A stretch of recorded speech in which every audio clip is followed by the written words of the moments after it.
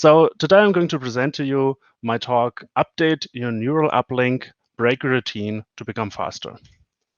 I've split my talk into these 6 categories. I want to talk about why fast is important.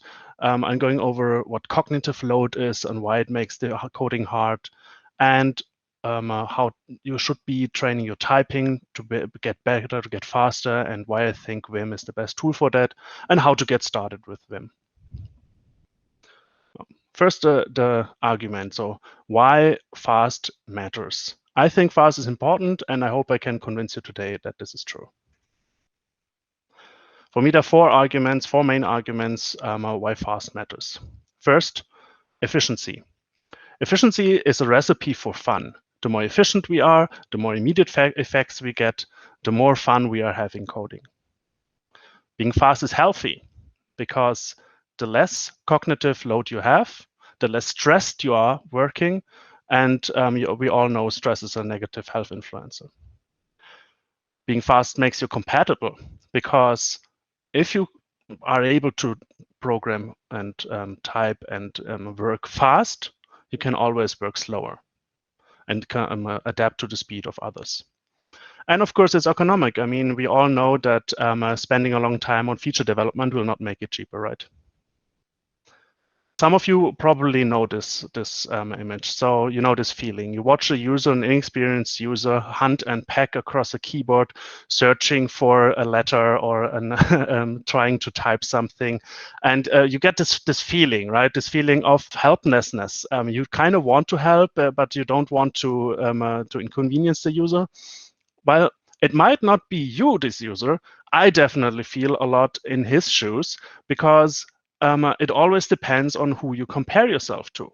So if you're comparing yourself to a faster, more experienced programmer or developer, you will always get this feeling also on the other side. So not only look at the cringe, but also look at maybe where's my cringe?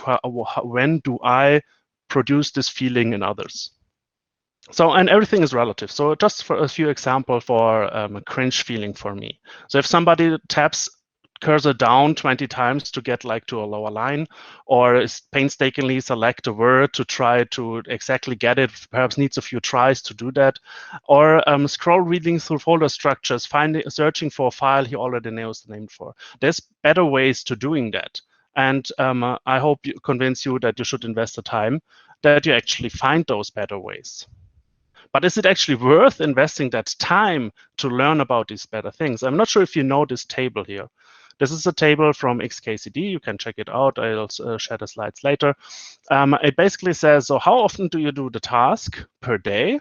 And how much time do you shave off in 5 years? And just to pick out an example, if you do a thing 50 times a day, and I think we have a lot of things that we do 50 times a day or even more. And if you shave off 30 seconds of each of these tasks, that means you just gain 2 whole sprints that year, that in 5 years. So that's quite a lot of time. And I think this is a really low estimate. We can go even higher. Okay, let's switch it up a little bit. So cognitive load, I've talked about it before in the intro. So what actually makes coding hard? What does it mean?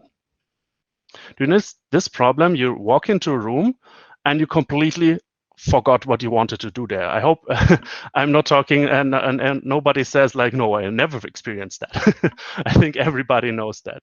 But the question is, why does that happen? So you walk to a room, and by the time you get there, your mind had time to wander and you forget it. If you had arrived faster, would you have forgotten? I think not. I think if you had arrived instantly in that other room, your mind wouldn't have had time to wander, and you would have immediately have time to do the thing you wanted to do actually. So for me, cognitive load is exactly this. So the time spent when you need to remember something while coding, while doing other things. So the multitasking and the time you need to store information in your mind. So let's look at an example. This is a very simplified way of representing a normal coding task. We start navigating. We search through the code. We parse code, read it. We try to understand what we see, where we are in the code. We need to see find like a place. We need to find a file, a position in code. This is something we do all the time. And then we need to remember what we found. So we're searching for something. Okay, I need to do something here and there. Then you need to identify what do you want to do there. So you remember where you want to work at, and then you look at what do I want to do. So you want to refactor something, you want to add something, add new functionality, remove something, whatever you want to do, or figure out what is the problem here. You also need to remember. So push something more into the stack. Next thing is the actual mutation. So you now know where you want to do something, you know what you want to do. Now you need to do it actually, meaning actually write code, change it, mutate it, add something new, type it, right? And while you're typing, you kind of need to remember, okay, what functionality do I use? What did I write here? What did I identify before? What do I navigate? And all of this is like in your brain and needs time to sit there. And the longer you need to mutate the code, the longer you need to remember that. And then everything starts again. And while all of this is happening, you also have this little planning phase on the right. That means while you navigate, while you identify, you find things that is, oh, I need to do that next. Oh, I can't forget to remember to do that. And this planning phase is on top of everything else you need to remember, and you need to think of, oh, how can I do that? How can I fix that later? And this is a lot to do. How do we even do that? We are doing exactly that every day. So every time you forget something, this is when it gets stressful because, oh, what did I want to do next? All right. How do we do it? Mostly through experience, I would say. Navigating the code gets much easier if you have the whole code base in your mind, which of course none of us do because our code bases aren't Hello World. How do I identify better? Well, if you know the bug already, you've seen something as similar again, this is much easier to recognize. And how do you mutate? How do we mutate it? Well, we have written something similar already. We've written some kind of class like this again. So writing it is much easier. And the planning, well, experience doesn't help so much here, but you get good at taking notes quickly, I guess. Okay, let's look into a little bit more detail here. And I try to go into each of these points, and let's talk about how we can get better at it. Navigate better. So for me, the best thing you can do is learn your IDE.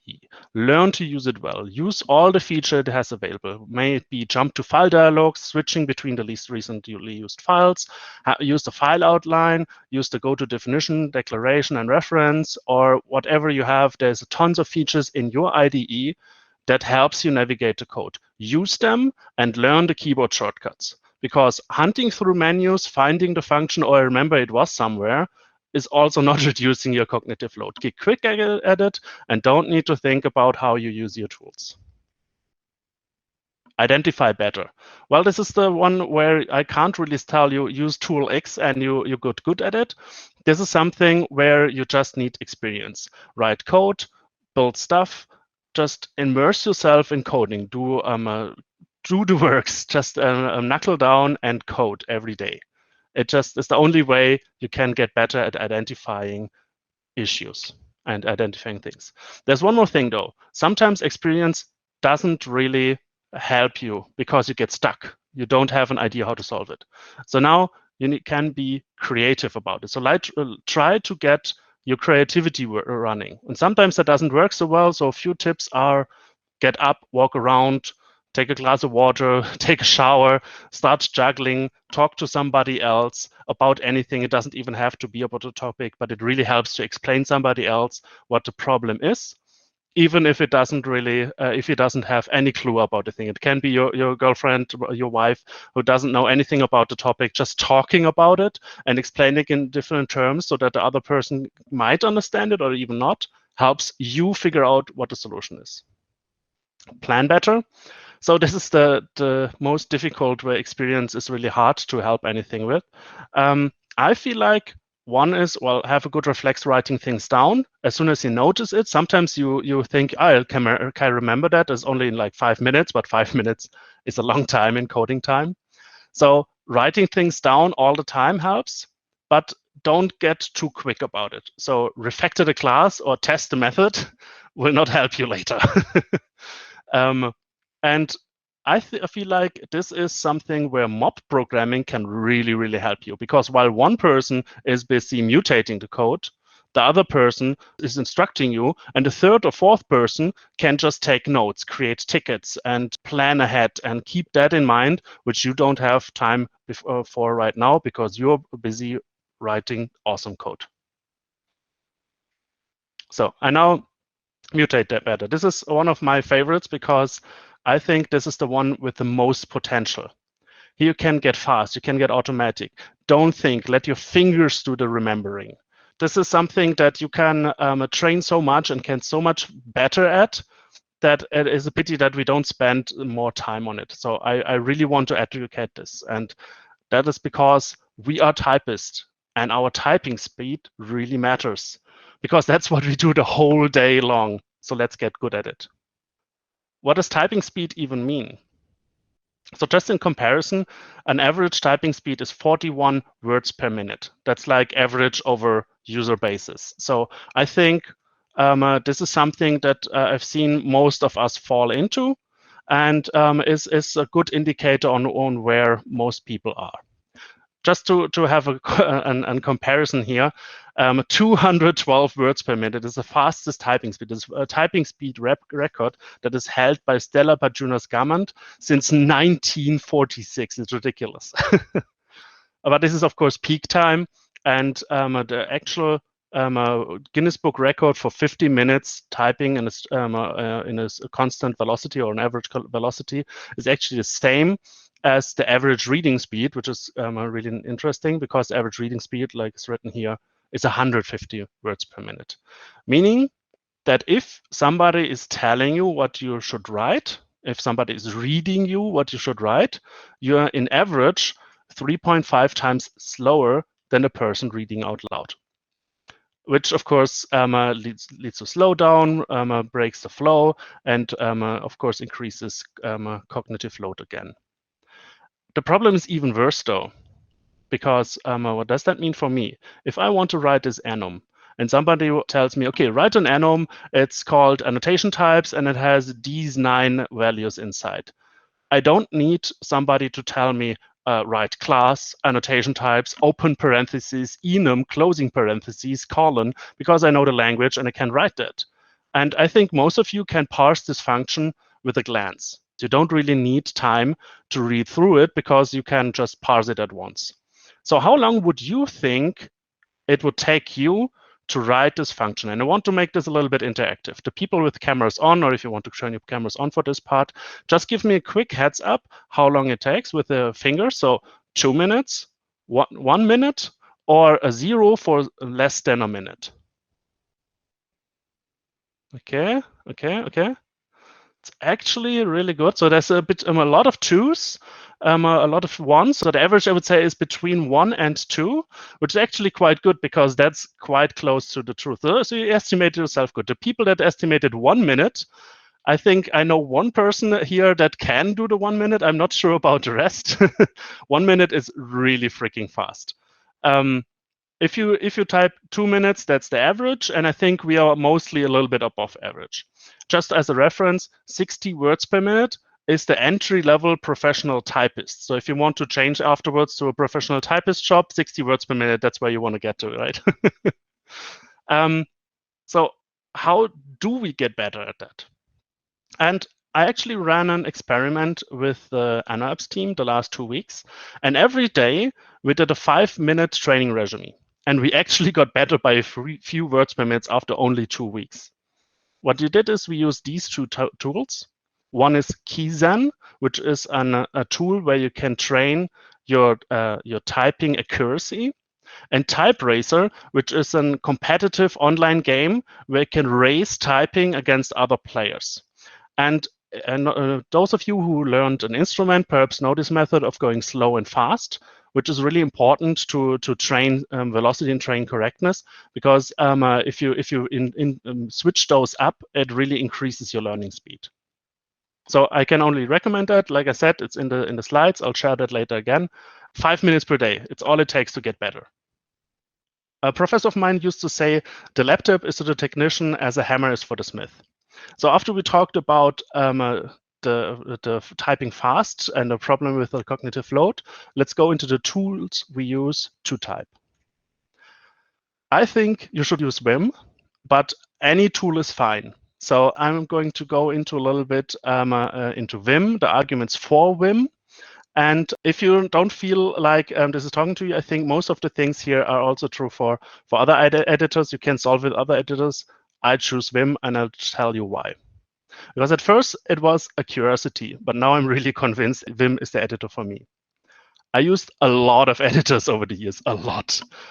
Longest time I was thinking Visual Studio 2017 with Reshopper plugin was the best thing there ever was. But now I'm not so sure anymore. Vim is really more powerful than any of those I've written here. Let's try it.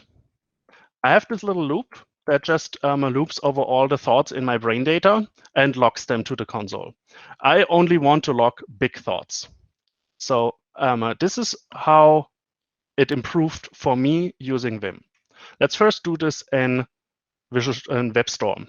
So I click into the for loop. I have to type in my if bigger than something something, right? An open parenthesis, it auto-completes the closing one. I need to delete that and insert it 2 lines lower. Now let's do this in Vim. So we jump to the line directly, selected, surrounded with parentheses. I can't even talk that fast. Then I write my if condition and I'm done. Okay. I did that at the same time, so it's not like I improved my typing speed here. I typed around the same velocity, but this was fast. It was not a lot faster, but it was 12% faster. And if you get 12% faster in everything you do, if you spend your day writing code, you just gained a whole hour per day. There's more arguments to why Vim is cool. So Vim is really ancient. I don't know if you know that, but it was invented or first released in 1976, or 45 years ago. It was rewritten several times, but the main focus, the main truth behind it stayed the same for all these years. So it is optimized for keyboard, meaning it's made for it. You can use your home row. You have your fingers on the home row. You don't need to move your fingers away. You don't need to grab a mouse. You don't need to move your hand to the cursor. It stays on the home row. And everybody who can do touch typing will know what a home row is. There's these 2 keys, F and J, and they have these little knobs on them, and there's where your index fingers goes. And if they want to stay there, stay close to that.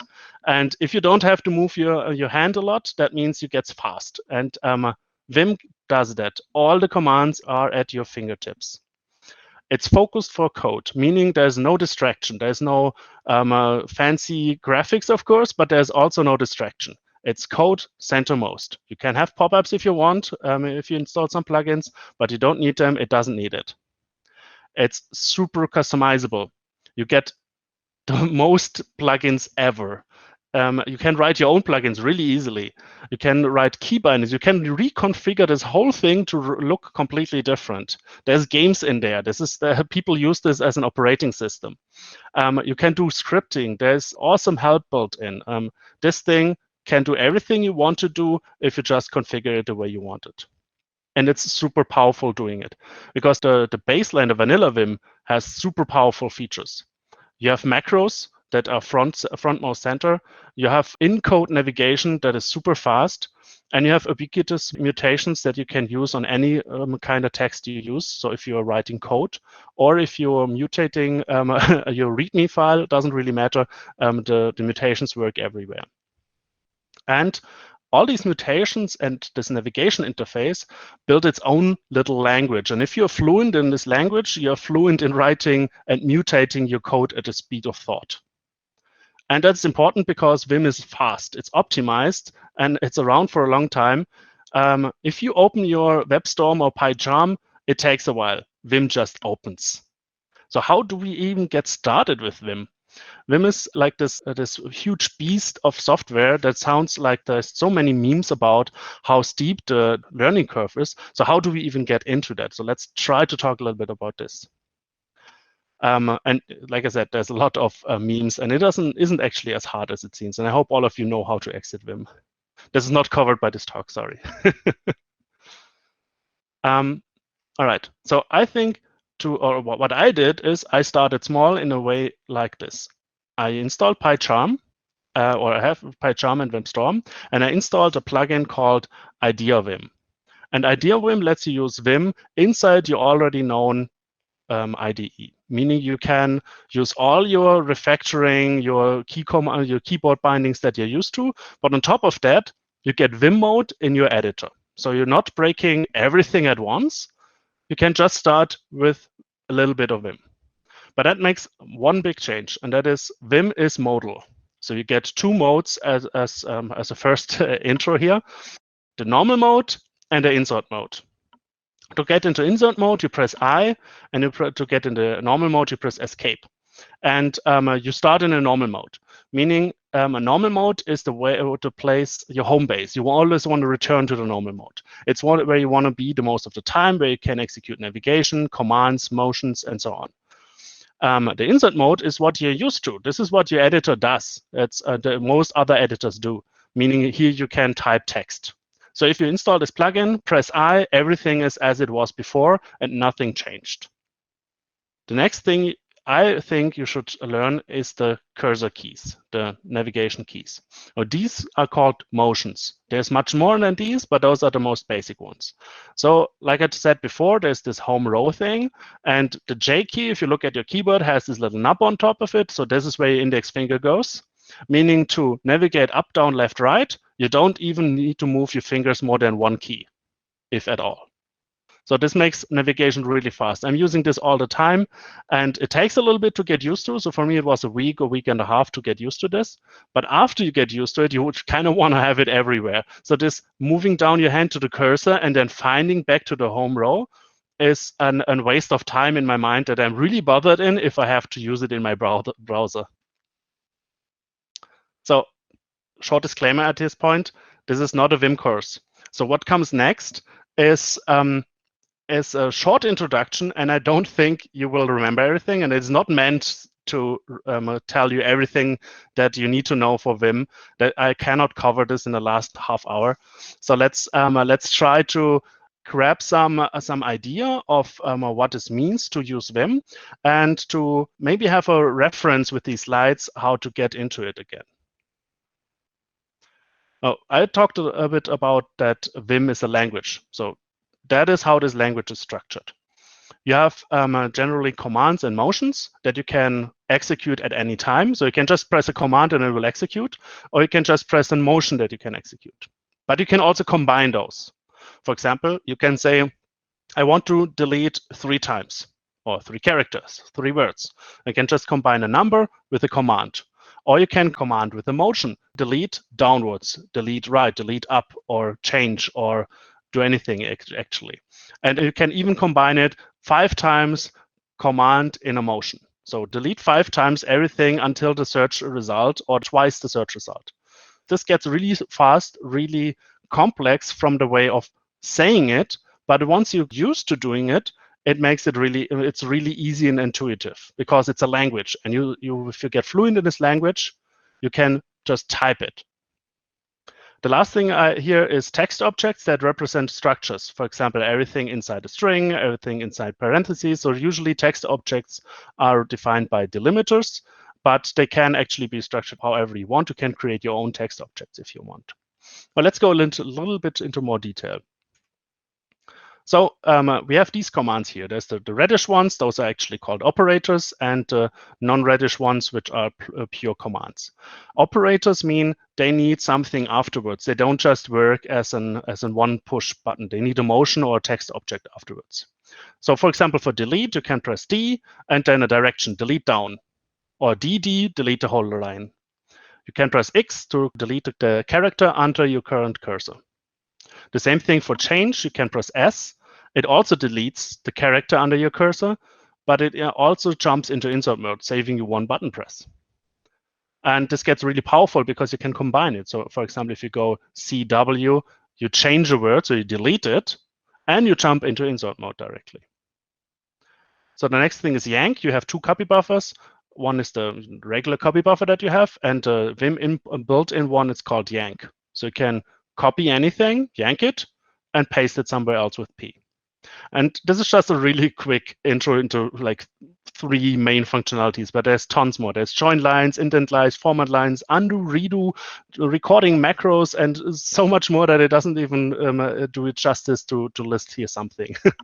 So I hope you're not overwhelmed by this few commands because there's a few more. And I'm just doing like a quick intro, and then I show an example with it.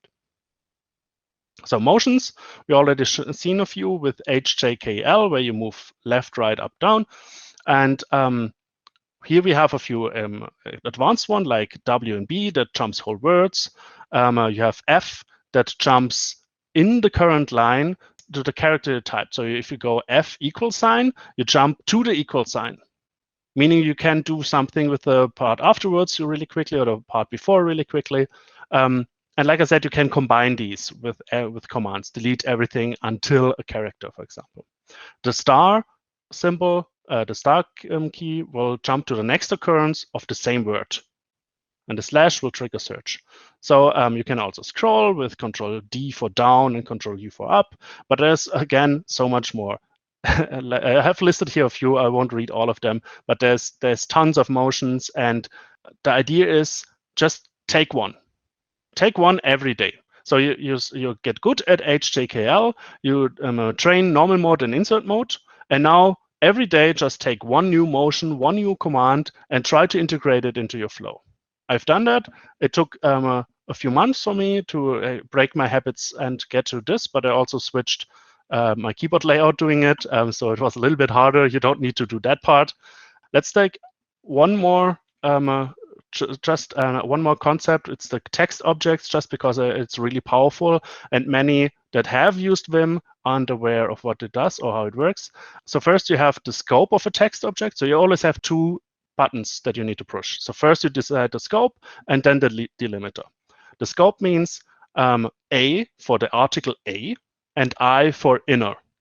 So if you want to, for example, select everything inside the string, you type AI and the double tick. So you have everything, the inner string. So if you want to delete the inner string, so it's DI double tick. Let's actually look into this a little bit closer. There's a list of delimiters on the right, but there's tons more, and you can configure your own. So how would that work? So I'm in the code in this for each loop, and I just want to change everything in this for each loop. This is rubbish. I want a different ordering, a different loop here. So I press C for change, I for inner, parentheses, braces. And everything is gone, and I'm in insert mode. Super powerful. Just think for a moment, how long would it take you to do this with your editor right now? I just pressed 3 buttons and it's gone. What would you need to do that? There's so much more in Vim. I'm just going to like scratch the surface a little bit. There's something called X mode. X is what came before Vim, and there's a whole new language that is in there. And this language is used to do project-wide search, do regex ablaze, multi-execution of commands. You can do file manipulation, folder manipulation, and so much more. But the most important one, just one for you to take with, is the :H command, which is the help function, and it's really great. You type in anything, you can go :H and like the letter J, and it will tell you everything what the J command does. There's another mode I'm just going to scratch here, is the selection mode. So if you press V or uppercase V, it will go into selection mode. There's a few more modes than these 3, but this is just one of the more powerful ones, where every command and motion you do now reacts to the selection instead of the cursor position. Last but not least, when you have done this, when you get into a good flow and you start feeling the speed of Vim, but are slowed down by WebStorm and PyCharm, that happened to me, then I recommend switch to full-on Vim. And for me, this is Neon Vim. This is the newest implementation of Vim. A really modern architecture, and has tons of features, tons of plugins. It can do TypeScript, Python, whatever you want. It has a language server, really powerful. I really like it, can only recommend it. Now, the last thing I want to do. We are typing the whole day, every day. We are using this thing in front of us every day. How much do you spend on your keyboard? And most of us spent like $20 or a little bit more to add some fancy lights. I can only urge you to spend a little bit more and buy an ergonomic keyboard, because if you're actually touch typing, if you're typing really the whole day, this strains. And I'm not sure if you're actually feeling it already, but an ergonomic keyboard will do wonders for your wrist, for your shoulders, and for your neck. This is the one I have. I added a few links in the section at the end with a few more examples that I can recommend. So look into it. It's really important. Your health matters. So I dumped a lot of information on you really quickly. I know I had a big suite here. I hope I didn't overwhelm all of you. So let's just take a step back and just re-talk about what we just learned about. So the first category, in the first chapter, I talked a little bit about the cringe and it is worth investing time and why this is important. The second topic, I talked about cognitive load, how working together and get good at typing can actually reduce your cognitive load and why that is. The third chapter, I was talking about that typing is really important and how being slow is not good for you and it's really easy to improve. So we should go and train. And the fourth one, I kind of explained of why I think Vim is the greatest tool ever. And lastly, how you get into Vim in the fifth chapter and how you can get started. And I hope you enjoyed this and you've taken something from this presentation. And I hope I was able to inspire you a little bit to train. Even if you don't want to switch to Vim, at least try and train the IDE you're in. The stuff you're using right now. Learn your keyboard shortcuts, get fast, get good. And if you have any questions, we still have some time. I actually was much faster than I thought.